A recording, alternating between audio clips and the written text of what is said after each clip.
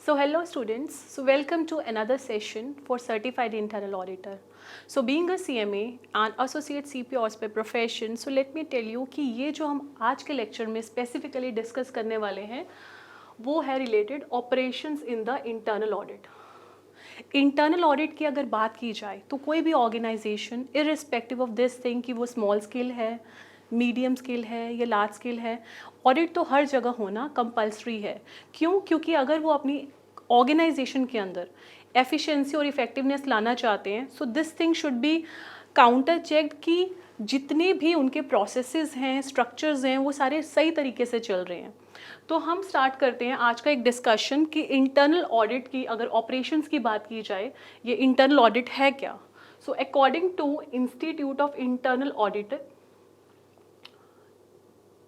it helps an organization to accomplish its objectives using a systematic, disciplined approach to evaluate the and improve the effectiveness. अभी हम यहाँ तक discuss कर रहे हैं, इसके ऊपर बाद में आएंगे। So let me tell you, जो IIA है इसका थोड़ा फॉन्ट वो कर लेते हैं, that's fine. Institute of internal audit क्या कहता है कि इंटरनल ऑडिट क्या है।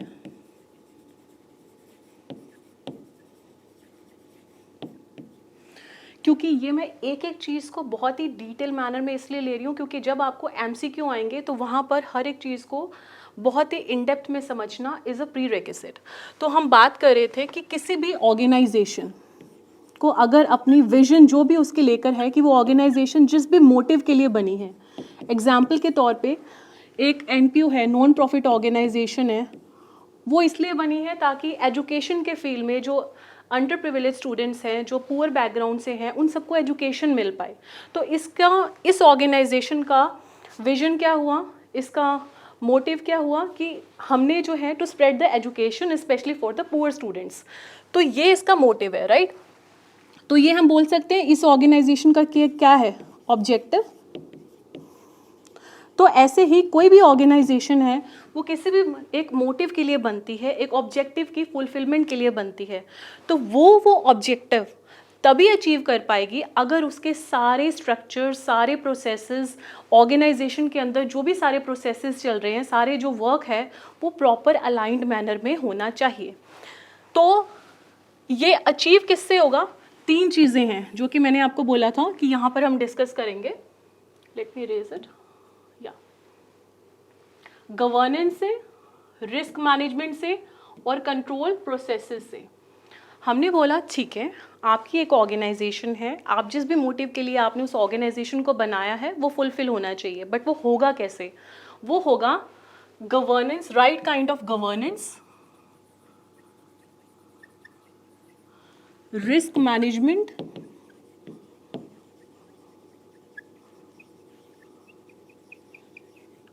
and most importantly control processes. You have to control the processes या फिर operations। अब इसका एक छोटा सा ओवरव्यू लेते हैं, फिर उनकी डेफिनेशन को भी हम डिटेल मैनर में और एक केस स्टडी भी डिस्कस करेंगे। देखिए, governance as the name itself suggest, कौन करेगा गवर्न? जो कंपनी के टॉप मोस्ट ऑफिशियल्स होंगे, जैसे जो कंपनी के बोर्ड ऑफ डायरेक्टर्स हो गए, वही आगे गवर्न करते हैं, राइट। जितना भी एग्जीक्यूशन का काम है, कोई भी प्रोसेस है उसको इम्प्लीमेंट करना है, डायरेक्ट करना है, सुपरवाइज करना है, वो सारी चीज़ें कौन करने वाला है? Board of directors, those who are charge with the governance and management. तो गवर्नेंस अच्छे से होनी चाहिए, यानी कि एक इंटरनल ऑडिटर जो है, एक इंटरनल ऑडिट के पर्सपेक्टिव से अगर देखा जाए तो गवर्नेंस बहुत अच्छे से होनी चाहिए। क्योंकि अगर गवर्नेंस अच्छे से हो रही है दैट मीन्स कि ऑपरेशंस जो हैं ठीक चल रहे हैं। Next is risk management.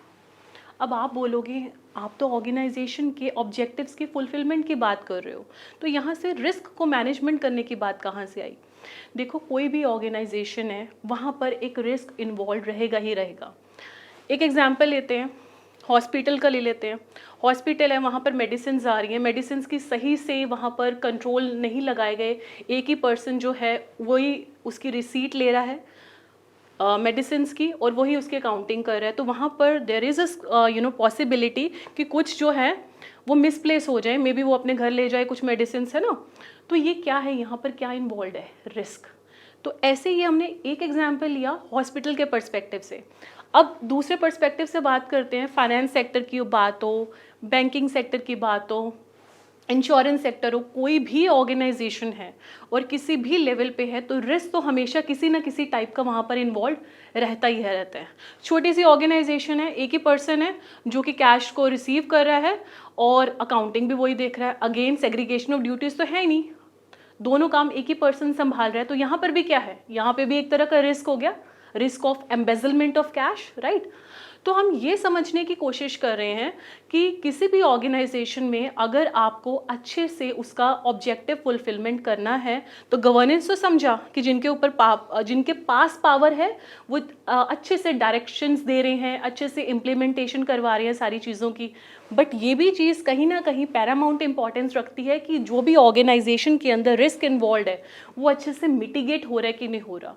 Late me tell you, किसी भी ऑर्गेनाइजेशन के अंदर कंप्लीटली अगर हम चाहें तो रिस्क एलिमिनेट तो नहीं हो सकता, बट येस इसके लिए हम एफर्ट ज़रूर कर सकते हैं कि कुछ एक्सटेंड तक हम उन रिस्क को क्या कर पाएँ, रिड्यूस कर पाएँ, मिटिगेट कर पाएँ।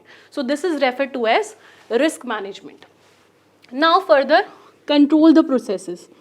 कंट्रोल द प्रोसेसेस में क्या इन्वॉल्व है, कोई भी ऑर्गेनाइजेशन है उसमें वेरियस स्ट्रक्चर्स होते हैं, प्रोसेसेस होते हैं, किसी भी काम को पूरा करने के with respect to multiple series of steps involve है।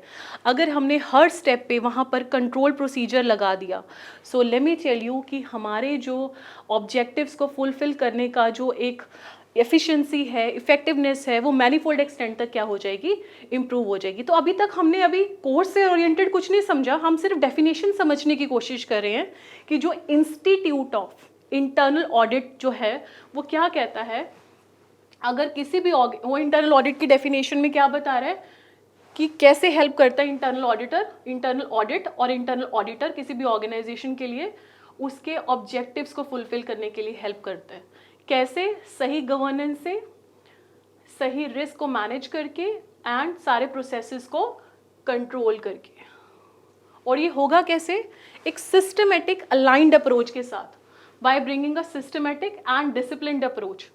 इसी से ओवरऑल एफिशिएंसी और ओवरऑल इफेक्टिवनेस जो है वो इम्प्रूव होती है। बट नाउ अब हम जो इन टर्मिनोलॉजीज को डिस्कस कर रहे थे तो उनको थोड़ा सा डिटेल में ले लेते हैं। गवर्नेंस एक्चुअली क्या है, it's a combination of processes and structures.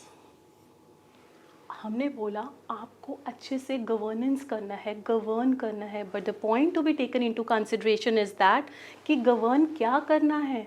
Govern आपको उसी ऑर्गेनाइजेशन के अंदर जो भी ऑपरेशंस हो रहे हैं, जो उसका स्ट्रक्चर है, जो उसके ऑपरेशंस है, प्रोसेसेस हैं, उन्हीं को तो अच्छे से आपको गवर्न करना है ना। So it is a combination, यानी कि उसके अंदर आप क्या गवर्न करने की कोशिश करोगे, सारे के सारे प्रोसेसेस, स्ट्रक्चर्स। जो कौन इम्प्लीमेंट करता है, it is implemented by the board of directors, जो सीनियर मोस्ट पोजीशन पे होते हैं, राइट। अब इम्प्लीमेंटेड बाय द बोर्ड कर लिया, होता क्या है गवर्नेंस वो समझ लिया, बट किस पर्पस के लिए। अब देखो, बोर्ड ऑफ डायरेक्टर्स ने आगे किसी को कुछ इन्फॉर्मेशन देनी है, डायरेक्शंस देनी है, मैनेज करना है, सारी एक्टिविटीज़ को सुपरवाइज करना है, मॉनिटर करना है, तो ये सारी चीज़ें किसके थ्रू होंगी, एक प्रोसेस जिसको हम गवर्नेंस बोल रहे हैं, बोर्ड ऑफ डायरेक्टर्स के थ्रू। यानी कि जो भी किसी भी ऑर्गेनाइजेशन के अंदर जो भी प्रोसेसेस हैं, स्ट्रक्चर्स हैं, उनको बोर्ड ऑफ डायरेक्टर्स इंप्लीमेंट करते हैं, ताकि किसी को डायरेक्शंस देनी है कि किसकी क्या अथॉरिटी है, कौन किसको अकाउंटेबल है, अथॉरिटी रिस्पॉन्सिबिलिटी रिलेशनशिप को क्लियर कट विजन देना है। तो ये कैसे पॉसिबल होगा, ये पॉसिबल है बोर्ड ऑफ डायरेक्टर्स के थ्रू, अगर वो अच्छे से अपना गवर्नेंस का जो टास्क है वो अच्छे से निभा रहे हैं तो। देन चाहे मॉनिटर की बात की जाए, सुपरविजन बहुत एक पैरामाउंट और सिग्निफिकेंट रोल प्ले करता है, क्योंकि अगर बोर्ड ऑफ डायरेक्टर्स जो हैं अच्छे से सुपरविजन कर रहे हैं, सारी चीज़ों की टाइमली सुपरविजन हो रही है, तभी हम कह सकते हैं कि जो भी ऑर्गेनाइजेशन जिस पर्पस के लिए बनी है उसके विद रिस्पेक्ट टू वो पर्पस डेफिनेटली फुलफिल होगा। तो इसीलिए हमने समझा कि गवर्नेंस जो है it is one of the key component कि अच्छे से आपका ऑर्गेनाइजेशन में क्या हो पाए, अच्छे से इंटरनल ऑडिट हो पाए, ठीक है। क्योंकि इंटरनल ऑडिट की जब हम बात करते हैं, जो definition institute of internal audit ने भी दी है, वो क्या है कि इंटरनल ऑडिट यही तो है कि आपकी गवर्नेंस बहुत अच्छे से होनी चाहिए ताकि ऑब्जेक्टिव्स को फुलफिल किया जा सके। Now the annual strategic planning process is a crucial step for the board of directors defining the foundation's mission, vision and goals। ये क्या है? जब भी कोई ऑर्गेनाइजेशन बनती है ना, तो वो किस पर्पस के लिए बनी है, वो हो गया विजन।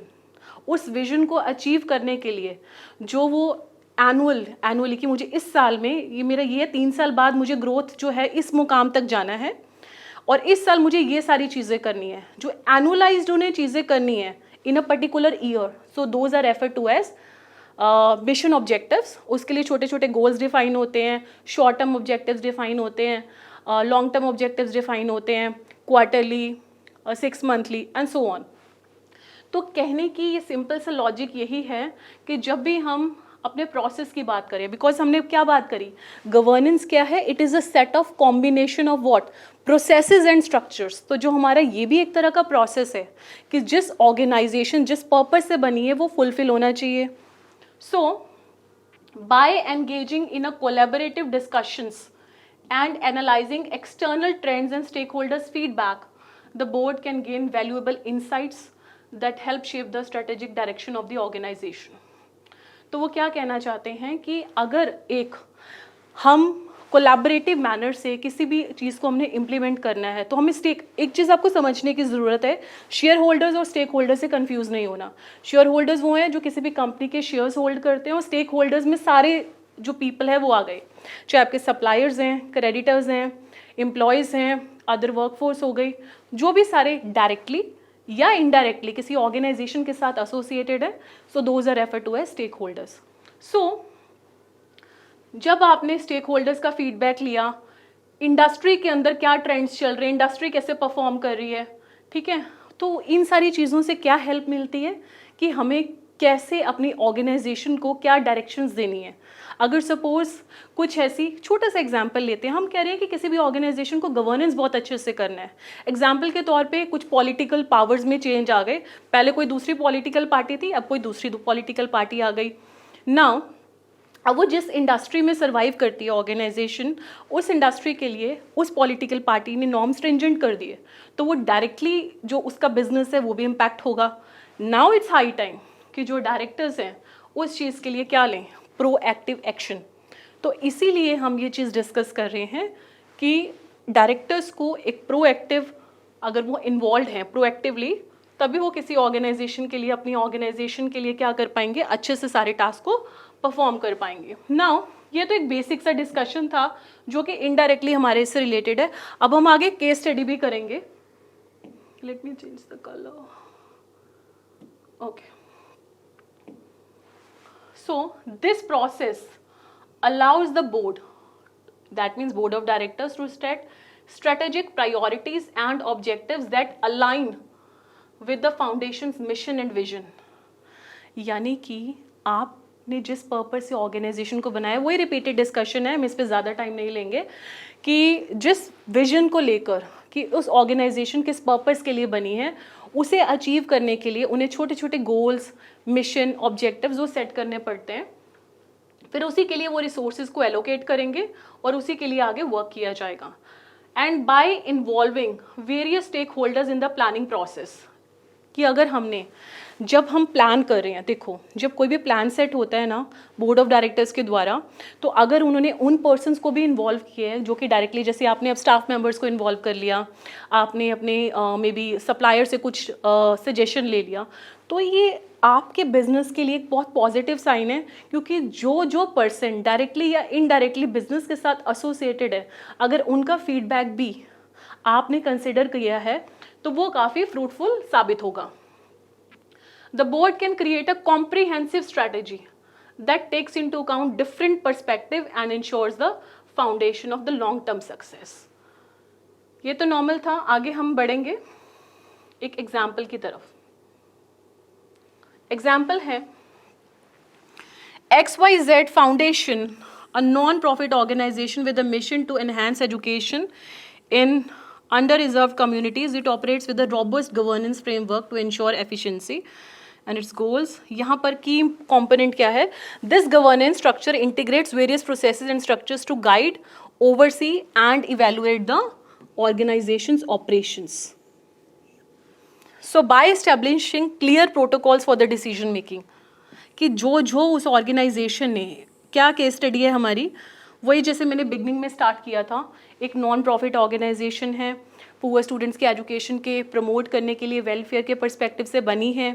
तो उसके लिए अगर गवर्नेंस को इफेक्टिव बनाना है तो उसके विद रिस्पेक्ट टू क्या करना पड़ेगा, डिसीजन जो आपको बहुत अच्छे से लेने पड़ेंगे, और उसके लिए आपको क्लियर प्रोटोकॉल्स क्या है, रूल्स और रेगुलेशंस बहुत आपको क्लियर रखने पड़ेंगे कि इसको बेस लेते हुए ही आपको आगे डिसीजंस लेने हैं, being a director, being a senior most authority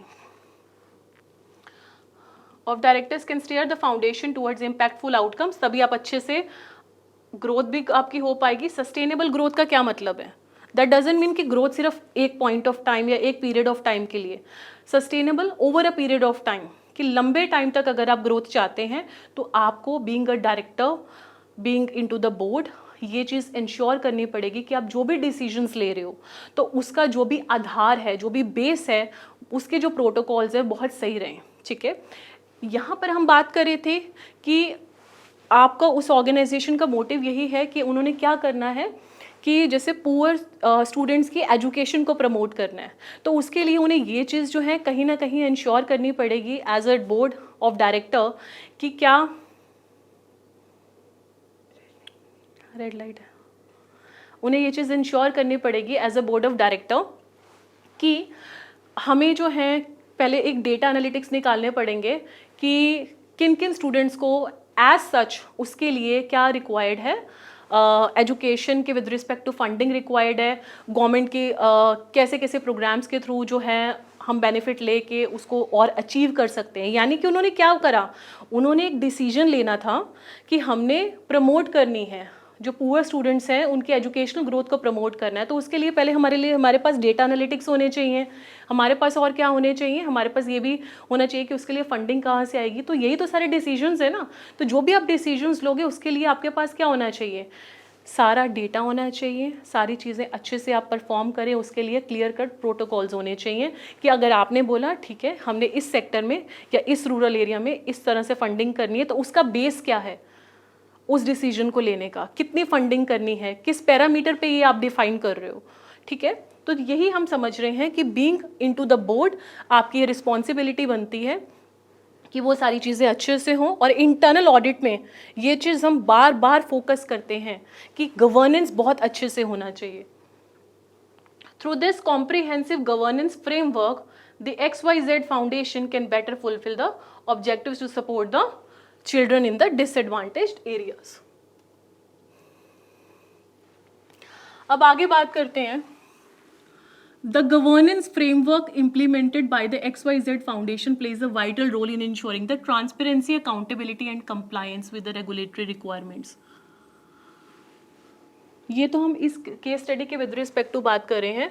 हमने कौन सी 3 टर्मिनोलॉजीज पढ़ी, ट्रांसपेरेंसी, आपको सारे की सारी जो भी आपकी फाइनेंशियल स्टेटमेंट्स रहेंगी वो क्लियर कट होनी चाहिए, कहाँ से फंड आया, कहाँ उसकी एप्लीकेशन हुई, accountability and compliance requirements, compliance legal framework के अकॉर्डिंगली कि जो भी रूल्स और रेगुलेशंस बने हैं उनको आप प्रॉपरली फॉलो कर रहे हैं कि नहीं कर रहे। So by defining roles and responsibilities, setting strategic objectives and establishing mechanism for risk management and internal controls, the organization can operate with integrity and maintain the trust of its stakeholders।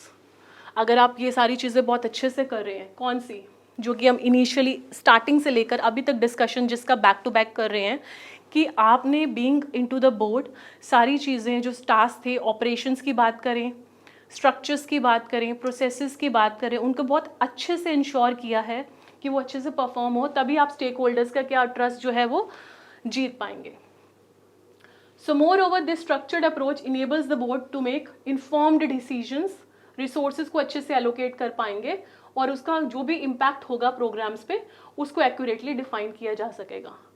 सो हम बार बार क्या कहने की कोशिश कर रहे हैं, ultimately by adhering to the best practices in the governance, कि अगर हम अच्छे से अच्छे तरह से गवर्नेंस अगर कर रहे हैं तो ही जो हम अभी हमने एग्जाम्पल भी लिया इस फाउंडेशन का, XYZ फाउंडेशन जो पूरे एजुकेशन स्टूडेंट्स के एजुकेशन को प्रमोट कर रही है, क्रेडिबिलिटी बिल्ट होगी, फंडिंग उन्हें और ज़्यादा मिलेगी गवर्नमेंट से या फिर इवन प्राइवेट सेक्टर से, and it will make a positive difference in the lives of those जो कि एक्चुअली जिन्हें वो नहीं मिल पा रहा था। तो बार बार अभी हम समरी पे भी आएंगे इस केस स्टडी की, तो कहने का क्या मतलब है, बार बार कहने का मतलब यही है कि जब हम बात करते हैं इंस्टीट्यूट ऑफ इंटरनल ऑडिटर की, जो उन्होंने इंटरनल ऑडिट की डेफिनेशन दी है, वो क्या बोला है कि किसी भी ऑर्गेनाइजेशन को अगर अच्छे से ऑब्जेक्टिव्स को अचीव करना है तो ऑब्जेक्टिव्स को अचीव करने के लिए क्या चीज़ पैरामाउंट इंपॉर्टेंस रखती है कि वो जो है गवर्नेंस अच्छे से हो, रिस्क अच्छे से मैनेज हो, और उसके साथ साथ वो इस चीज़ को देखें कि रिस्क भी अच्छे से मैनेज हो गया, गवर्नेंस हो गया, और जो भी प्रोसेसेस हैं उस ऑर्गेनाइजेशन के अंदर उनका कंट्रोल जो है टाइम टू टाइम वो पैरामाउंट इंपॉर्टेंस रखता है, उसका रिव्यूअल अच्छे से होना चाहिए। देन हमने एक टर्मिनोलॉजी पढ़ी थी सिर्फ इंटरनल ऑडिट की डेफिनेशन में, ऑल्दो ये सारा आपका मेन वो जो करिकुलम का पार्ट है वो वही डेफिनेशन है, लेकिन हमने वो गवर्नेंस को इतने डिटेल में, जो मैंने केस स्टडी भी यहाँ पर इनकॉर्पोरेट करी, इसका सिंपल सा लॉजिक यही है कि गवर्नेंस अगर बहुत अच्छे से होगी तो उससे जो है हमारा इंटरनल ऑडिटर जो आ रहा है, क्योंकि आपको तो पहले ये पता होना चाहिए कि एक डिफरेंस क्या होता है इंटरनल ऑडिटर और एक्सटर्नल ऑडिटर के बीच में। इंटरनल ऑडिटर जो है वो थ्रू आउट दी ऑपरेशंस है ना, थ्रू आउट द कॉन्टिन्यूसली वो किसी ऑर्गेनाइजेशन के ऑपरेशंस के with respect to audit perform करता है, लेकिन एक्सटर्नल ऑडिटर ऐसा नहीं करता। वो कब करता है, ईयर एंड पे।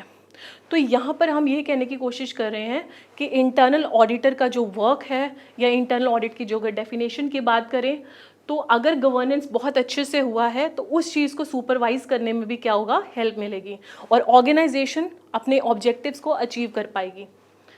देन ये जस्ट सिंपल ही है। इन summary the XYZ foundation governance framework is a cornerstone of its operations, मतलब कि सबसे ज़्यादा इंपॉर्टेंस रखता है प्रोवाइडिंग अ रोड मैप, मतलब गाइडेंस प्रोवाइड करता है कि वो किस तरह से अपने गोल्स को अचीव कर पाएगी, specially for the poor students. इस तरह से हमने ये सीखा कि through effective governance practices the foundation can navigate challenges, seize opportunities जो भी उसे मार्केट में मिले, ताकि वो और जिस मोटिव के लिए बनी है उसको फुलफिल कर पाए, and maximise its impact on the target beneficiaries जो कि उसके लिए पुअर स्टूडेंट्स है, जो एजुकेशन को खुद से सपोर्ट नहीं कर पाते। अब आगे बढ़ते हैं, हमारा अनदर फैक्टर जो कि इम्पोर्टेंस रखता है, रिस्क मैनेजमेंट। हमने बोला था कि अच्छे से ऑडिट तभी हो पाएगा गवर्नेंस अच्छे से हो, रिस्क अच्छे से मैनेज हो, और जो भी प्रोसेसेस हैं वो अच्छे से कंट्रोल हो। सो हमारा सेकेंड पॉइंट आ गया यहाँ पर, risk management. Again super duper important from MCQ perspective. One second. It is a process to identify, assess, manage and control the potential events or situations to provide a reasonable assurance regarding the achievement of the organization objective. In the context, अभी यहाँ पर फिर हम एक example भी लेंगे, पहले हम इसको समझने का थोड़ा सा एक एफर्ट डालते हैं। ध्यान से समझिए, रिस्क को मैनेज करने की बात करें तो सबसे पहले हमें ये पता होना चाहिए ना कि रिस्क कहाँ पे अराइज हो रहा है। You have to first identify the risk.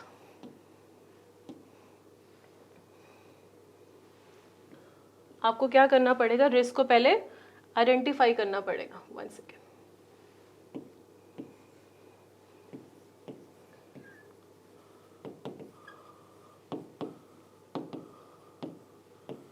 आप कह रहे हो रिस्क को मैनेज करेंगे, ठीक है, मैनेज करने की बातें आप बोल रहे हो, बट द पॉइंट इज पहले पता तो चले मैनेज करना क्या है, कौन सा रिस्क इन्वॉल्व है। जैसे हमने बात करी कि हॉस्पिटल में क्या हो रहा है, हमने मेडिसिन वाला एग्जांपल लिया था, पहले पता तो चले। अगर हमें कुछ डिस्क्रिपेंसी नजर आएगी कि मेडिसिन जो है आए दिन आउट ऑफ स्टॉक हो रही हैं, तो वहाँ से तो हमें क्लियर इंडिकेशन मिलेगा ना, okay so this is the grey area, यहाँ पर रिस्क के चांसेस हैं, राइट। तो सबसे पहले you have to identify the risk को आइडेंटिफाई करना पड़ेगा। देन ठीक है, हमने आइडेंटिफाई कर लिया, तो क्या वहीं तक हमारा एफर्ट कन्फाइंड है, आगे कुछ नहीं करना? नो, वहीं से तो फिर अभी गेम स्टार्ट होती है। आपने ये फिगर आउट कर लिया, okay this is the grey area, यहाँ पर रिस्क हो सकता है, तो उसका इम्पैक्ट क्या पड़ेगा, असेसमेंट ऑफ रिस्क, कितना मॉनिटरी टर्म में या नॉन मॉनिटरी टर्म में उसका क्या इम्पैक्ट डल सकता है, असेसमेंट ऑफ रिस्क।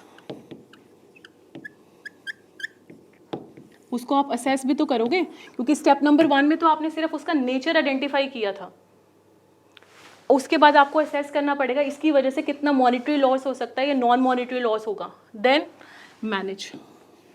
ये तो करके बैठ गए हैं, ओके ये रिस्क है, ठीक है, एंड इसका इतना जो है क्वांटम आ रहा है जिसमें हमें मॉनिटरी लॉस हो जाएगा, बट द पॉइंट इज अब उसको मैनेज कैसे करें, ढूंढ तो लिया ये रिस्क है, ये नेचर है, ये इतना असेसमेंट हो रहा है, बट उसको मैनेज करने के लिए भी तो स्टेप्स लेने पड़ेंगे ना, you need to manage the risk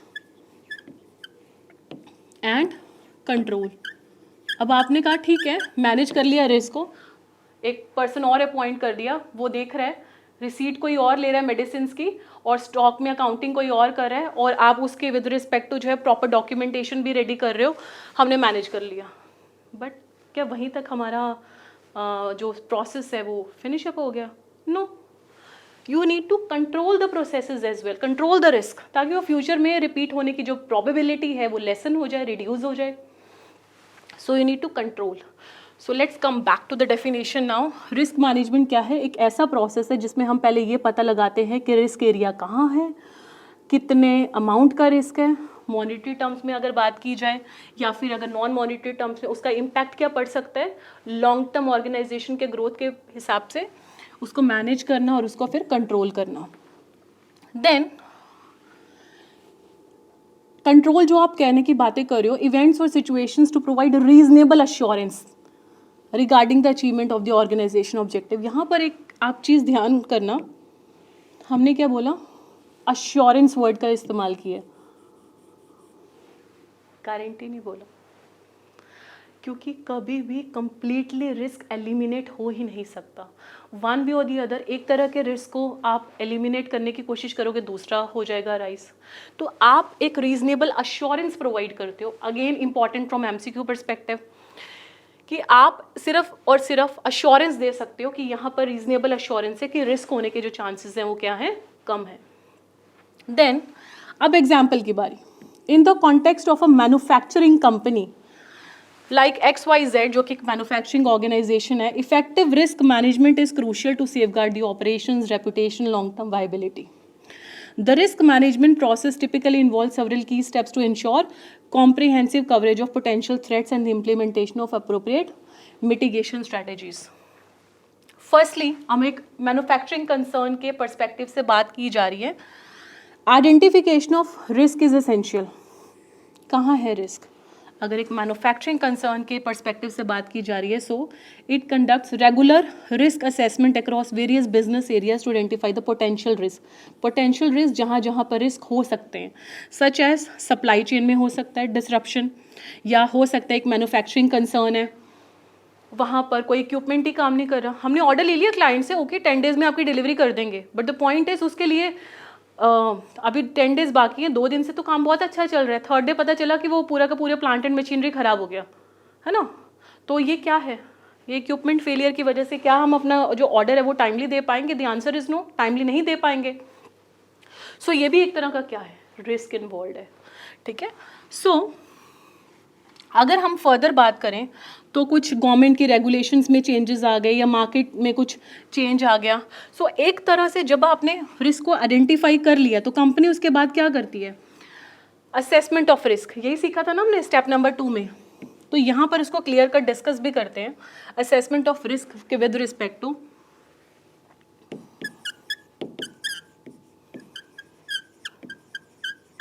जब भी हम रिस्क को असेस करते हैं, हमने आइडेंटिफाई तो कर चुके हैं ऑलरेडी, ठीक है, तो हम ये देखते हैं कि उसके होने के संभावना कितनी है, likelihood of its occurrence, and दूसरा उसका बिजनेस पे क्या इम्पैक्ट पड़ेगा। जैसे हमने गिवन एग्जाम्पल में लिया, क्या वो ऑर्डर कंप्लीट कर पाएगी ऑर्गेनाइजेशन? बिल्कुल नहीं कर पाएगी। थर्ड डे पे इक्विपमेंट फेलियर हो गया और हमारे पास इंडिया में पता लगे जिस इंडस्ट्री में हम काम करें हमारे पास एट ए टाइम हम वो मशीनरी भी ऑर्डर नहीं कर सकते, बाहर से बुलवानी पड़ेगी। तो जो भी पेनल्टी है या जो भी हम अपना commitment professionally business oriented manner से नहीं अचीव फुलफिल कर पाएंगे तो उसके लिए हमें ऑब्वियसली पेनल्टी या जो भी एक जिससे भी हमने ऑर्डर प्रोक्योर किया है उसके लिए भी हमें रेडी रहना पड़ेगा।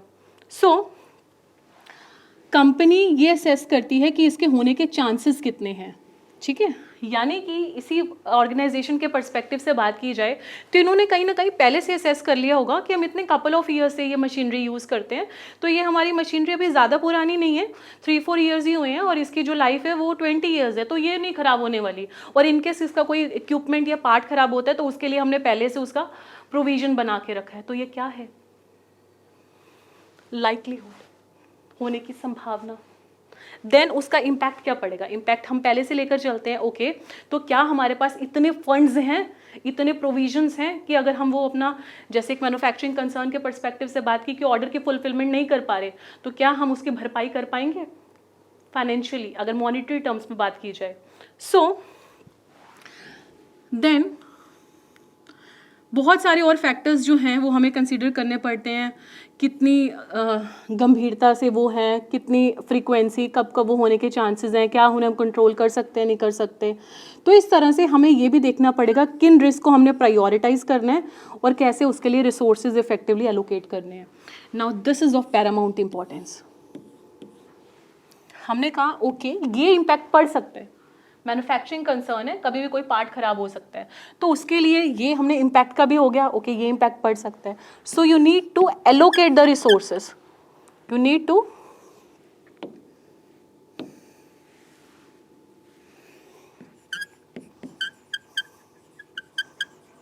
Allocate the resources. रिसोर्सेज भी एलोकेट करने के लिए पहले से आपको प्लानिंग करनी पड़ेगी। बार बार ये बातें कर रहे हैं, रिस्क को मैनेज करना है तो पहले हमें ये समझना एसेंशियल है कि रिस्क कहाँ हो सकता है। Okay so the areas of the risk are identified but the next immediate step is कि उसकी असेसमेंट करें, लाइकलीहुड कितनी है होने की, और अगर हो जाता है तो क्या इम्पैक्ट पड़ेगा, और इम्पैक्ट ये पड़ेगा तो क्या उसके लिए हमारे पास सफिशिएंट रिसोर्सेज हैं कि नहीं उसको मैनेज करने के लिए। ओके फाइन, हमने ये भी एनालाइज कर लिया। तो ये सारी जो हमारी स्टेप्स इन्वॉल्व है right from the identification till the management and the controllability of the risk, तो ये सारे क्या हैं, इसी को हम क्या बोलते हैं, रिस्क मैनेजमेंट कहा जाता है। Let's proceed further. Control, control क्या है, कोई भी एक ऐसा एक्शन चाहे वो मैनेजमेंट करे मतलब सीनियर मोस्ट अथॉरिटीज़ करें या बोर्ड ऑफ डायरेक्टर्स करें या कोई भी जो पार्टी जो है थर्ड पार्टी के थ्रू अगर हम करते हैं, one second, let me cross it, yeah, to manage the risk and increase the likelihood that established objectives and goals will be achieved. Management plans, organizes and directs the performance of sufficient actions to provide reasonable assurance. हमने एक term पढ़ी थी ना, reasonable assurance, guarantee तो आप किसी चीज़ के दे नहीं सकते, अश्योर ही कर सकते हो, तो उसी के विद रिस्पेक्ट टू हमने कहा कि कंट्रोल करें। तो जब आप कंट्रोल करेंगे तो कंट्रोल कौन कर सकता है, क्या सिर्फ बोर्ड ऑफ डायरेक्टर्स कंट्रोल करेंगे, नो वो तो कर ही सकते हैं, but apart from that, apart from those very particular persons और कौन कंट्रोल कर सकता है। सो सीनियर मोस्ट अथॉरिटीज़ जैसे CEO है, CFO है, वो भी कर सकते हैं। अपार्ट फ्रॉम दिस कोई अगर आप थर्ड पार्टी के सोर्स के थ्रू अपने कंट्रोल्स एक्सरसाइज करने की कोशिश कर रहे हो तो वो भी हो सकते हैं। एक्सट्रीम सिचुएशंस में एग्जांपल लेते हैं, एक बैंक है तो आपने सुना होगा टर्मिनोलॉजीज़ के with respect to cold site, warm site, hot site, ये सब क्या है कि अगर एक बैंक है वो अपने एक जगह पे ऑपरेशन कर रहा है, उसने साइड बाय साइड दूसरे जगह पे वो सारा काम डुप्लीकेसी में हो रहा है, तो ये एक तरह का क्या है कि वो एक ऐसे एरिया में है, उन्हें पता है यहाँ पर कभी भी कोई नेचुरल डिजास्टर आ सकता है, तो पहले से उन्होंने वो सारी डुप्लीकेसी किसी और जगह पे हो रहा है काम, एक साइट ऑलरेडी रेडी करके रख ली, तो ये क्या है, ये कंट्रोल ही तो कर रहे हो आप, ठीक है। So let's proceed further. Example लेते हैं। For example XYZ manufacturing develops and implements risk mitigation strategies tailor to each specific risk, यानी कि हर तरह के रिस्क के लिए उन्होंने डिफरेंट स्ट्रैटेजी बना ली है। अच्छा चल रहा है ना अभी तो, ठीक है। So now let's proceed further. Manufacturing concern की बात करी है हमने, तो उनके different types of risk involve हो सकते हैं। हर तरह के रिस्क के लिए उन्होंने एक डिफरेंट काइंड ऑफ क्या बना लिया, स्ट्रेटेजी बना ली। एग्जाम्पल के तौर पे द कंपनी में maintain relationships with multiple suppliers, implement preventive maintenance programs and monitor the regulatory developments or use financial hedging instruments to mitigate risk effectively। अब उन्हें पता है कि अगर कुछ खराबी आती है, कुछ सिस्टम पे हॉल्ट आता है, तो उसके लिए पहले से उन्होंने सारी स्ट्रेटजीज रेडी हैं। प्रिवेंटिव मेंटेनेंस भी रेडी है, सप्लायर्स एक सप्लायर्स के ऊपर डिपेंडेंट नहीं है, बहुत सारे सप्लायर्स हैं, और जो भी उनको लगता है कि अगर हमें कुछ फाइनेंशियली प्रॉब्लम आ सकती है तो उसके लिए पहले से प्लानिंग करके रखी है। So continuous monitoring, control and reporting of risk, ये एसेंशियल होते हैं अगर आप मिटिगेशन मेजर्स लगाना चाहते हो। मिटिगेशन का मतलब यही है कम करना, रिस्क को कम करना। रिस्क मिटिगेशन क्या है? Reducing the risk. और जो भी आप रिस्क को कम करने की स्ट्रैटेजी की बात कर रहे हैं वो कंपनी के ऑब्जेक्टिव्स के अकॉर्डिंगली होनी चाहिए। सो अगर बात की जाए एक स्ट्रक्चर्ड रिस्क मैनेजमेंट प्रोसेस की, that includes thorough risk identification, assessment, mitigation and monitoring, communication. तो कहने का क्या भाव है कि आप पहले से प्रोएक्टिवली इन्वॉल्व हैं।